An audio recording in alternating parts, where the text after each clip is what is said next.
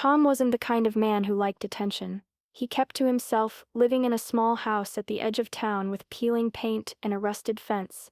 Most days people saw him walking down the street with his hands in his pockets, wearing the same old green jacket and worn-out boots. He wasn't rich, but he never asked for much. Just a quiet life and a little peace. Years ago, Tom had served overseas. He had been a soldier, the kind that ran into danger while others ran away. He didn't talk about it much. People who knew him said he had seen things no one should ever have to see, and they were right. The war had left its mark, not just on his body, but on his heart and mind too. He had nightmares sometimes. Loud ones. The neighbors would hear him yelling in the middle of the night, calling out names no one recognized. Then the house would go quiet again, like nothing happened. He never explained. No one asked.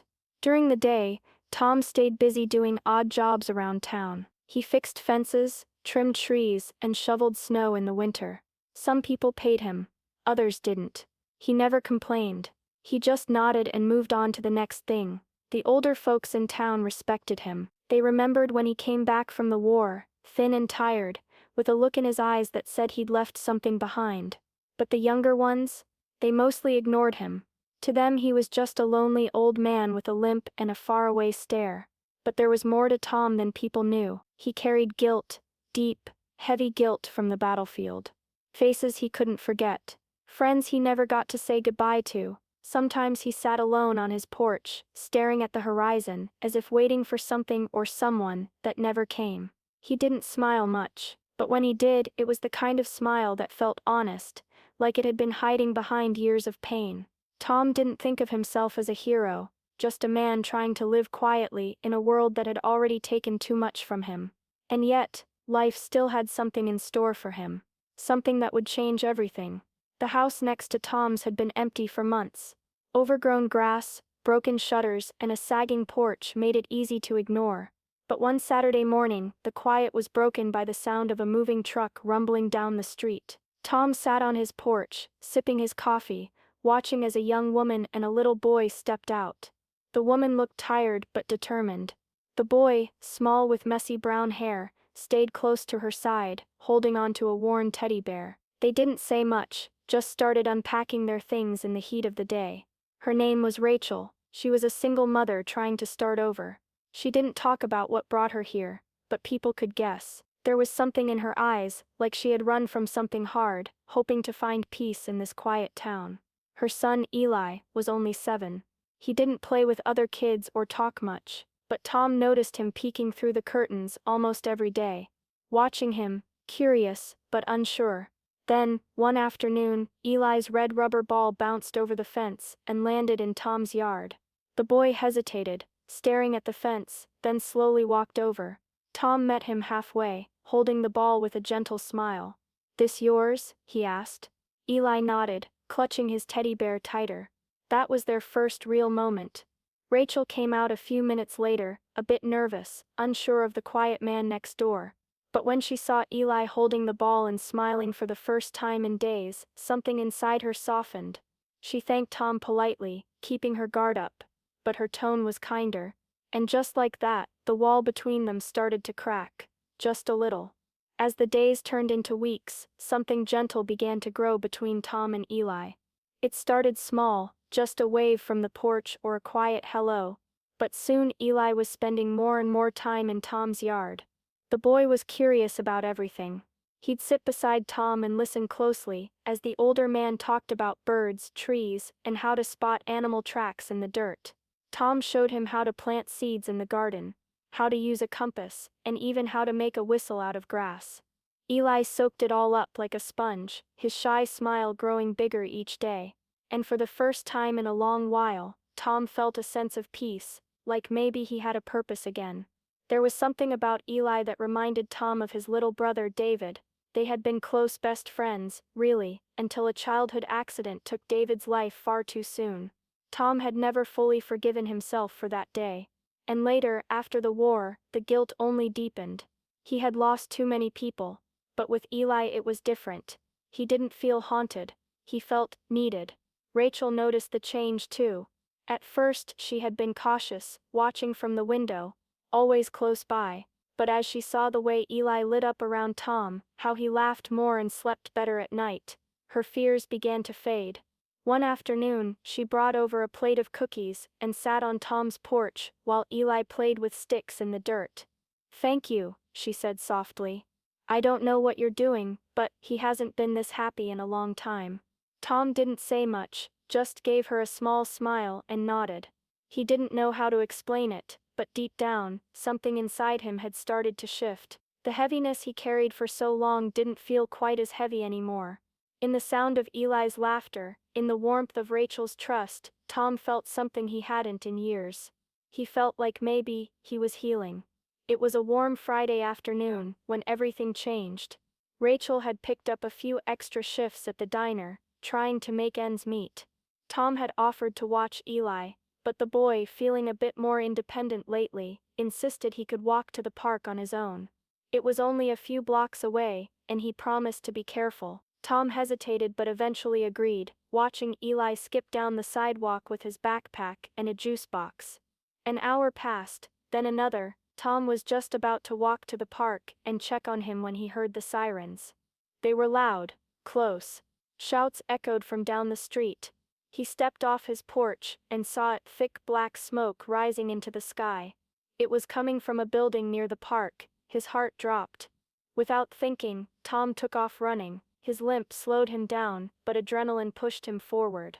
As he neared the scene, he saw people screaming, firefighters trying to clear the crowd, and panicked children crying in the grass. Then he heard it. Some kids are still inside.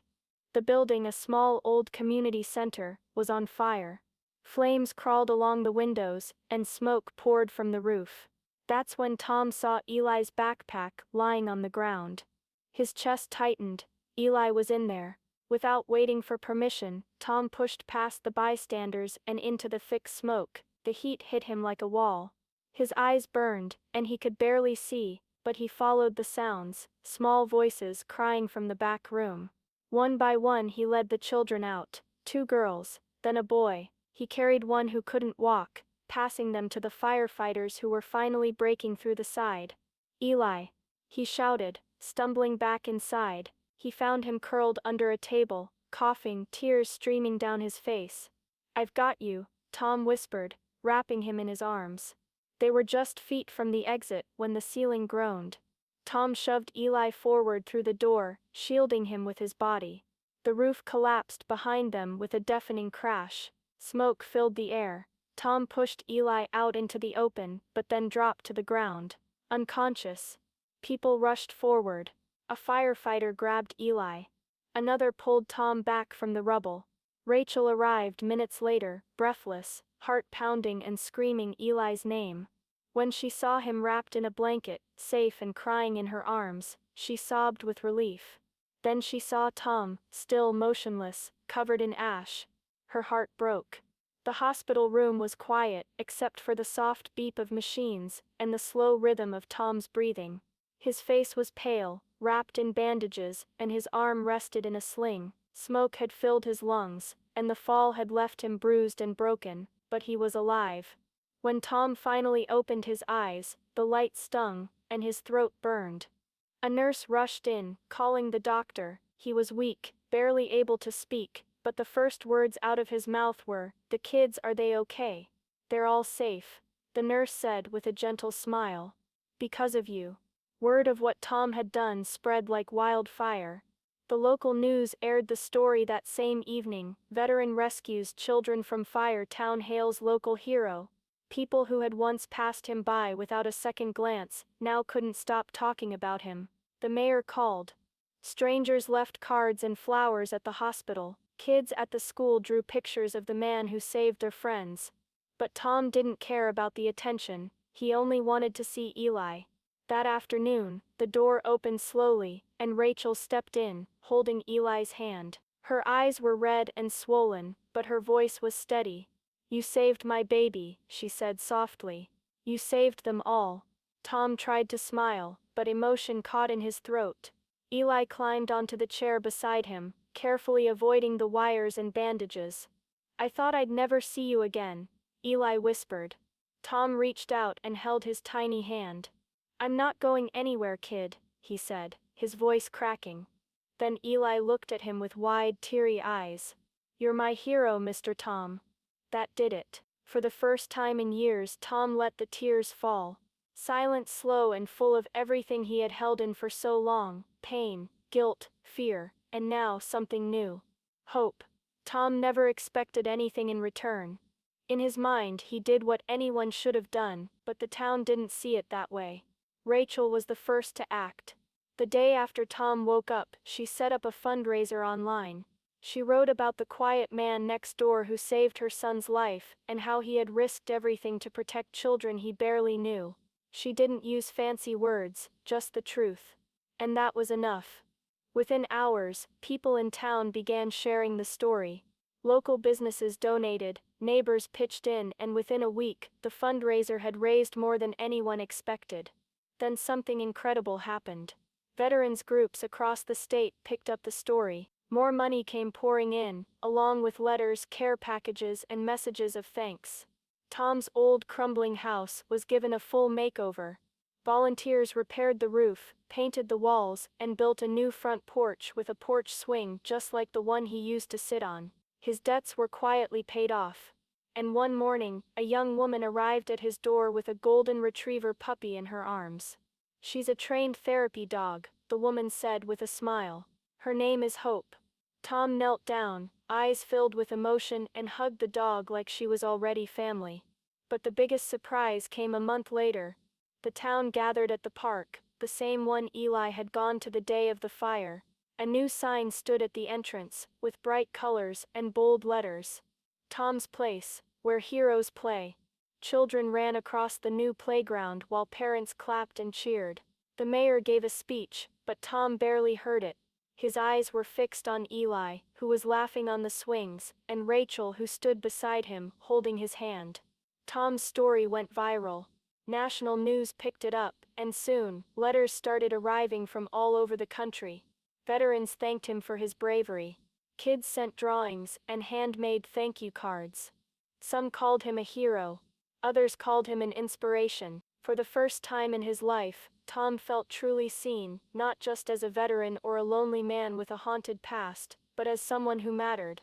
Still, with all the attention and awards, what meant the most to him wasn't the new house, or the therapy dog, or even the park, named in his honor.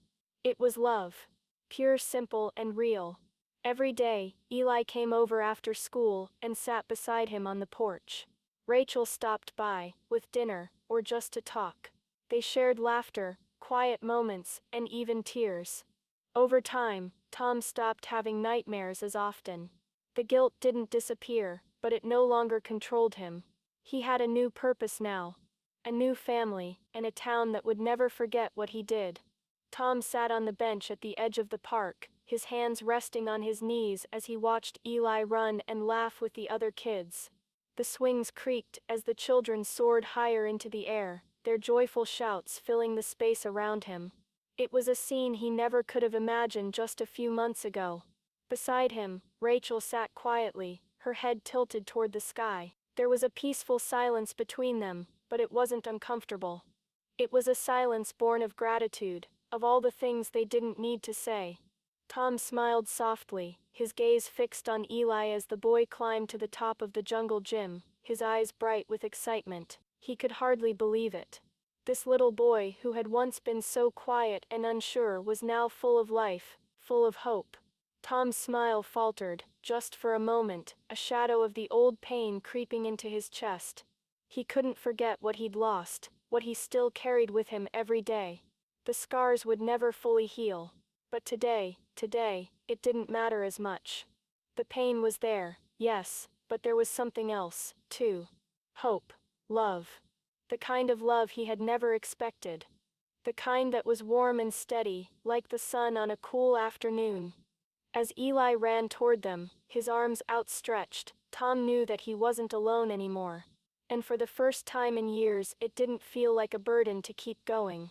Narrator reflects, sometimes the ones who carry the heaviest pain still choose to save others. And sometimes the world gives them the love they never asked for but always deserved. Thank you for watching Tom's incredible journey. His story reminds us that even in the darkest times, there's always the possibility of hope, healing, and finding the love we deserve. Sometimes the ones who have suffered the most are the ones who choose to save others, and in return, the world gives them a second chance at happiness. If you were moved by this story, please take a moment to like, comment, and share it with your friends.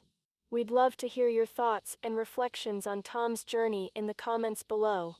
And if you haven't already, don't forget to subscribe for more heartwarming stories like this one. Thank you for being part of this journey with us. Until next time, take care of each other.